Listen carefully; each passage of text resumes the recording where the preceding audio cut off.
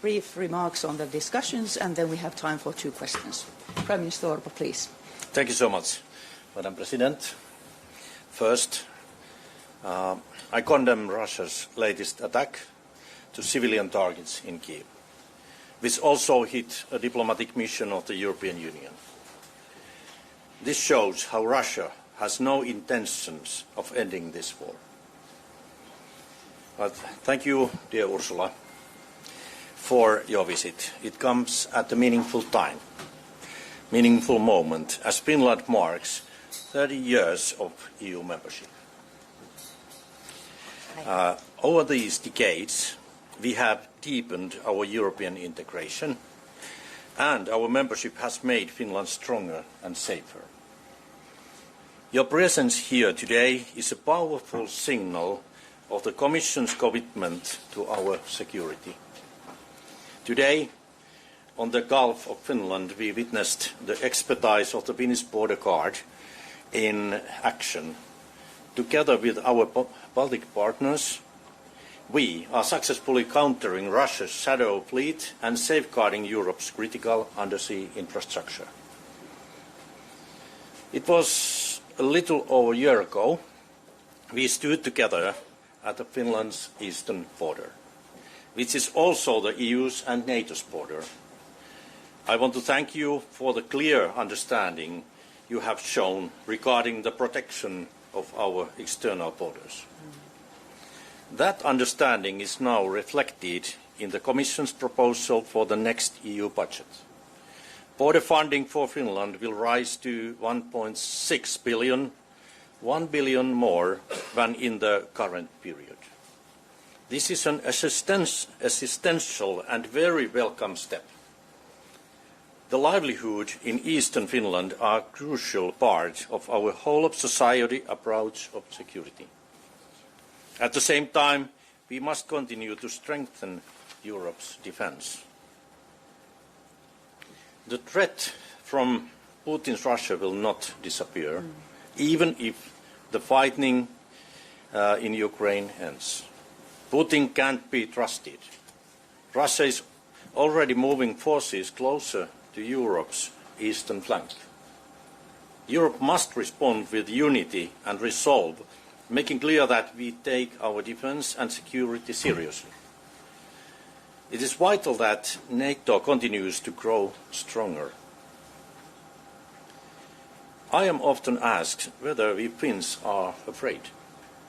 My answer is clear. We are not afraid, we are prepared.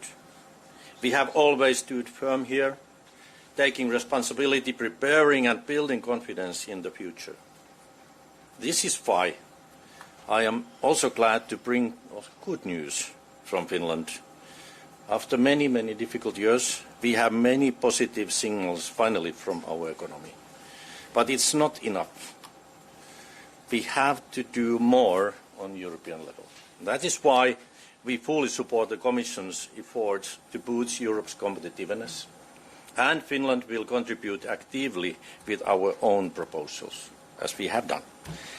Increased investments in research and innovation, the clean transition and digitalisation are the right priorities.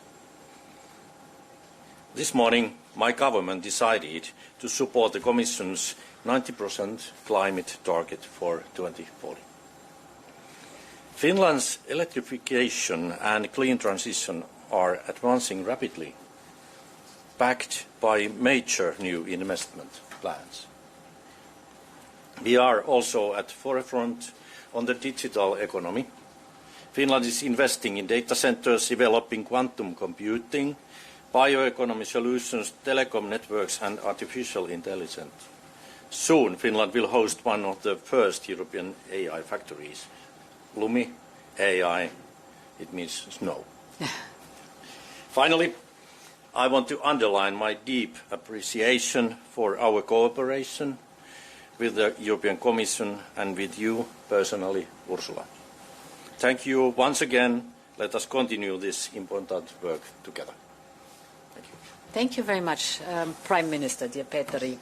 Thank you for the very warm welcome to Helsinki and showing me the Turva, This ship, I think, is a powerful symbol of Finland's preparedness. As you just said, you are prepared, ready to deter threats and to defend European interests at sea. As you've described, Finland has always lived next to a dangerous and unpredictable neighbor. Putin has not changed. He is a predator. And it was impressive for me to hear that your border with Russia is 1,300 kilometers. But I want to reassure you and Finland that it is not only Finland's border. This border is also a European border, very clearly. And therefore, it's our shared responsibility to protect it. And that is why, in our proposal for the next modern EU budget, we are tripling investment in migration and border protection, indeed. And member states with a direct border with Russia and Belarus will receive additional EU funding, also to support the livelihood of the border regions, which is so important to invest there too. I also want to remind that cohesion policy will remain at the heart of our budget, and I can recommend to use the new flexibilities of the cohesion funding, not only for border protection, but also for the border regions, to develop the border regions. So we continue to support both border security and strong livelihood. Dear Petteri, the risks that Finland has warned about for years have now materialized. Russia's brutal war against Ukraine is now in its 4th year. It is obvious that Putin will not stop there. We had presentations today how Russia is probing the vulnerabilities of our infrastructure. We're seeing serious damage to our critical networks, such as the Estlink 2 power cable, for example. And the shadow fleet in the Baltic Sea is still fueling Russia's war economy. This was very impressive for me to see today, the facts and figures that you presented. And therefore, I see very clearly that we will have to step up our actions against the shadow fleet. I want to assure you that when Finland is tested, our whole union is tested. And that is why, as we continue to strengthen Ukraine's defense, we also take greater responsibility to strengthen our own defense. And this is the logic behind our new up to 800 billion euro defense industrial plan, to strengthen our own defense. And in this plan is the joint procurement instrument that we call SAFE, which is Turva, as I've learned in Finnish. With SAFE, we are producing the capabilities that Europe needs most. So the emphasis with SAFE is on joint procurement. If you think about air and missile defense, if you think about drones or cyber defense, just to name a few. And of course, it also includes the work that we do together for the resilience of our critical infrastructure. The demand for common European investment is very obvious. 19 member states, and this includes Finland, have requested support under SAFE, and I'm very pleased to announce that we have reached full subscription of the instrument, so of the whole 150 billion euro, and this is a good sign. Many member states have indicated that they will also use the SAFE funding to support the Ukrainian defense industry. So this whole approach is a true European success, and we are on the right track. There's lots of work ahead of us, but we are on the right track. Dear Petteri, on top of this, you have asked for budget flexibility to boost defense spending under the National Escape Clause. Indeed, 15 member states have done the same. So this too shows the seriousness and the understanding of the sense of urgency that member states have. We are investing more. We are obviously investing together, and important, we are investing European. The objective remains robust collective preparedness. And here, as you just said, it's not only military preparedness, but it's a whole-of-society approach, as also is outlined very exemplary in the Niinistö report that is a guiding star for much of the work that we are doing. Now, to finish, we have more or less 3 main tasks or fields of work ahead of us. The first is indeed to keep up the spirit of urgency. This is hard work, and therefore in October we will take stock together in the European Council of where we are with the defence procurement in the European Union. So we will present a roadmap for Readiness 2030 that shows the defence gaps and how we intend to close them. The second task is indeed by 2030 to have significantly strengthened our defence capabilities and to have closed the gaps. And our third task, which is parallel task, is that we will contribute to the security guarantees of Ukraine that have to be ironclad. This is also the reason why in the new modern EU budget we have tripled the funding for migration and border protection. We have proposed a 5-fold increase in defence investment, and very important for Finland, we have proposed a 10-fold increase in funding for military mobility. So it's high time for readiness. Thank you again for the invitation. It was extremely interesting to be here, and I'm looking forward to work together on these tasks. Thank you so much. Thank you.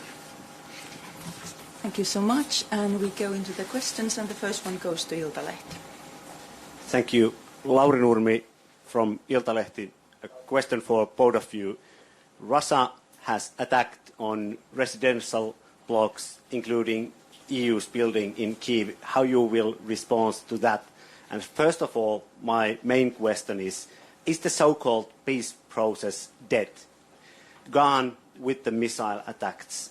What kind of concrete steps you will take to increase pressure on Russia, for example, in the next week? I would like to hear something concrete. Thank you very much. Yes, indeed, it is outrageous what happened yesterday night, the attack on the diplomatic quarter, and it was the deadliest attack since July.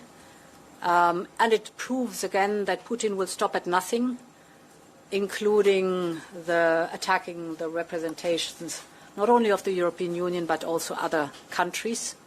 And indeed, we have to increase the pressure on Russia to come to the negotiation table. We're working together on the 19th sanction package. The 18th sanctions packages that we have launched are biting. You see the effects on the Russian economy. You see the attempts of circumvention of others. This is why we also have to renew our sanction packages. But we are working intensively together on the 19th sanctions package, and most importantly, unwavering support of Ukraine. So that is financial support, but it is also military support, and it is also, of course, the diplomatic support that we are giving to Ukraine. I'm deeply convinced that we have the long breath to make sure that at the very end there will be a just and lasting peace for Ukraine. I agree with Ursula. I still want to repeat that this shows that Russia has no intentions of ending this war, stop killing. Putin does not care. He does not care the victims. They continue bombing Kyiv and other Ukrainian cities every day, every night. They are killing innocent people, civilians, hospitals, schools, etc. It's terrible. And we see it and understand this. It means that we have to work together even stronger to push him to the negotiation table. As Ursula mentioned, we need more sanctions, more military support to Ukraine, military security arrangements together with the US, which is crucial, and we need a strong sustainable package, how to continue the support and finance Ukraine army also in the future. Thank you. The next question goes to Kauppalehti. Madam President and Prime Minister Orpo, my name is Greta Karvala. I'm from Kauppalehti Business Media. I'm an EU correspondent in Brussels, but now on vacation. But, dear Ursula, how much did security concerns matter when EU agreed to an imbalanced trade deal with US? And I mean security concerns that US will continue to support Ukraine and stay with Europe. So first of all, I very much welcome that President Trump is willing to engage in the security guarantees that we are building for Ukraine. When we had the visit in Washington, it was also clear that we are working together on an Article 5-like type of security guarantees. And here it was clear that the United States are willing to engage, and this is something that I really welcome. Besides that, we have secured a good trade deal. It's a good trade deal because it's certainly not perfect, but it's a good trade deal because if you look at the content, we have no stacking, so it's 15% and not on top like all the other deals have shown. So we are the best starting position. And we are the only ones who, for example, have included in the 15% the pharmaceutical industry, or we have the car industry there. So if you look at the potential risks that we had faced and the positive outcome that is there, I think this is a good, as I said, not a perfect deal, but there is no linkage between the two. But did the security situation matter when you decide that we take this deal? For me, it was important that we have predictability and stability for our business and our economies, and that we find a solution that is manageable for both sides. And I think predictability and stability in these times, and you see in those regions where no deal is achieved but high tariffs are there, how advantageous it is to have the predictability, to have the stability, and to have the clarity between us, what the foundation is on which we are trading together, how valuable it is to have such a deal. Thank you very much. And first I want to thank you, Madam President, for your work and Commission's work to find a solution in trade between the US. I believe it was best possible deal. What we have at this moment, we did very good cooperation. We were very well informed all the time what is happening in negotiations, and for us it's very important that now we have a deal and we have balance in our economy. It was very important, and if we look what the situation between the US and many other countries at this moment in negotiations, we have to be happy. Thank you very much. It's time to close the press conference. Have a very, very, very nice weekend, everyone. Thank you. Thank you. So, thanks a lot. Oliko joku, joka haluaisi kuulla jotakin